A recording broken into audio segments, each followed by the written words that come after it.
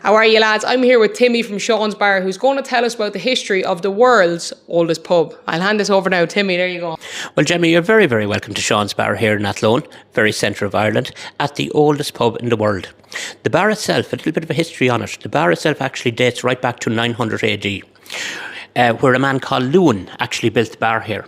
At the time, he also set up a crossing point on the River Shannon here right beside us. He had a raft system in place and he guided both people and their animals over and back the treacherous waters here. Now, this is the River Shannon here right beside us, fed by Lough Ree, which is a huge lake. We're 5 minutes from it. It's 30 kilometres long, 10 kilometres wide, and then it funnels into the River Shannon here at Athlone. So you would have to come the whole way around the lake, and the very first crossing point you came to, directly here at the back door, and that is why Lewin built the bar here and set up the crossing point. Now, here in Ireland, nearly every town or city is built around either a castle or a fort of some sort. Every town apart from Athlone, that is. And for some strange reason, Athlone tended to do things differently. For example, Athlone is not built around a castle or a fort.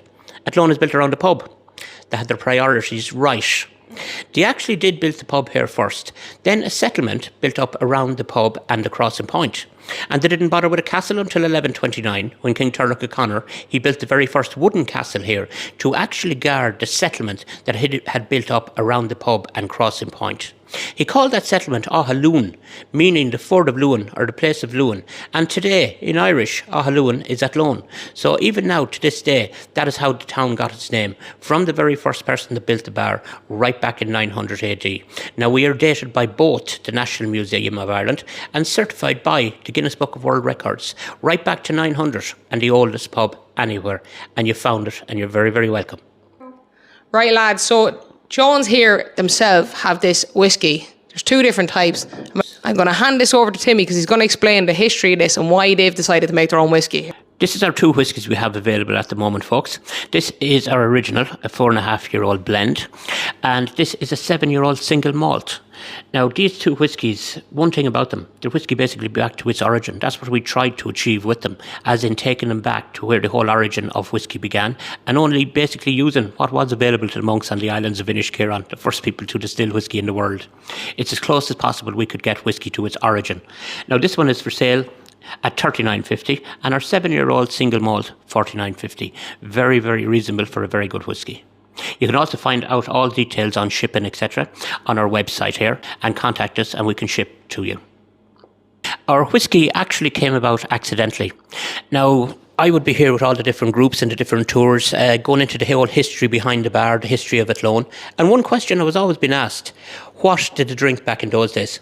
And I had no idea. I would have presumed some sort of a whiskey-based mead or something. And that led to us actually beginning research on exactly what they drink. And what we found was absolutely overwhelming. You actually found the whole origin of whiskey here right on our doorstep.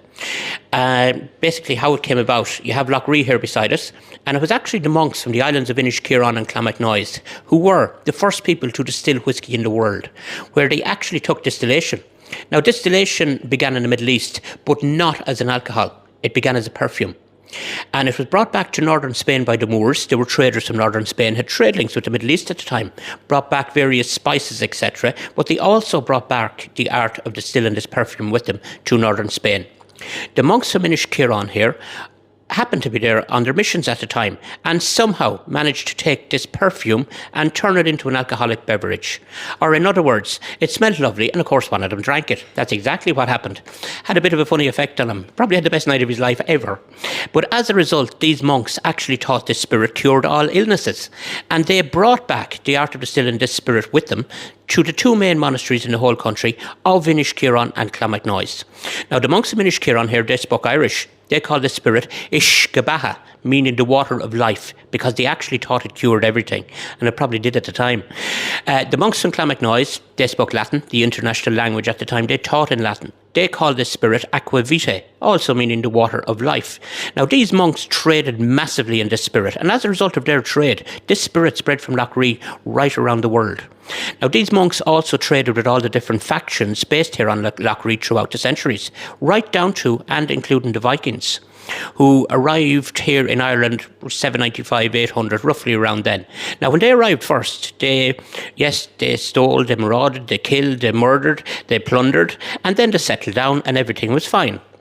One of the biggest Viking settlements in the whole country was up here on Lough Ree, only 10 minutes from us, called Turkinoff, now known as Rindoon. But these Vikings, they were farmers, they were traders. They traded with the locals, they intermarried with the locals. They traded hugely with the monks for the spirit. Simple reason being, the Vikings loved their alcohol, Viking drinking horns, etc. The Vikings had gold and silver. The monks wanted gold and silver in order to make their chalices and their crosses, all of which can be seen in the National Museum today, having come from here on Lough Ree. So they traded together for centuries. People think the Vikings and the monks killed one another. No, they traded the whole time. The Vikings in turn brought the art of distillation with them from Lough Ree back to the Scandinavian countries.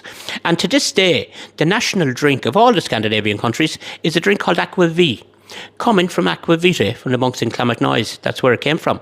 The Vikings in turn are responsible for bringing it further afield and from Scandinavia onto Iceland, onto Greenland and onto Newfoundland, where they landed at a place called Landsaw Meadows, bringing the art of distillation with them.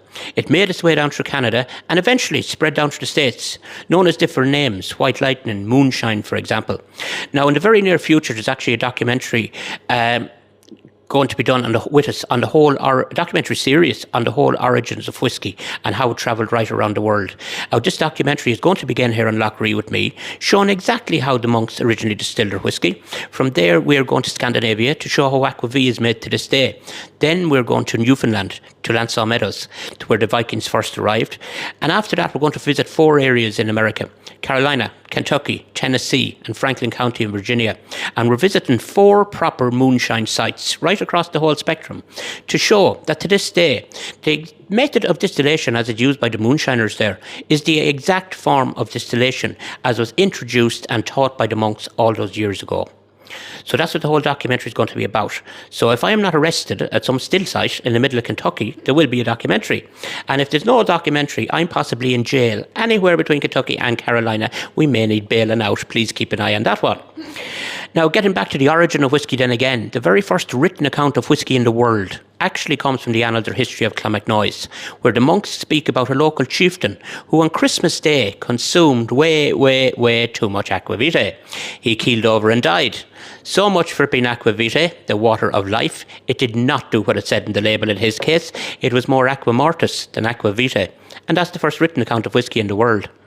The name whiskey comes from here on Lough Ree also. Not widely known by a lot of people, where after the Vikings you actually had the English armies of King Henry II and III based there in exactly the same area as the Vikings had been, and they had a huge army based there. Simple reason being they could deploy that huge army up and down the length and breadth of the country by using the waterways of the Shannon system.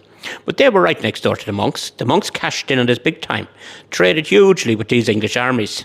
We even have a record of a ship belonging to King Henry II leaving Lough Ree, and between both monasteries, that ship's entire cargo was whiskey only. They were not busy praying. They were the biggest bootleggers in the world at the time. And if the truth is actually known, religion actually came secondary to them. They were full-time distillers. And your whole idea of an Irish monk sitting in the corner with a Bible, praying away, gone out the window forevermore. He was sitting in the corner, all right, but he was distilling whiskey. That's what he was at.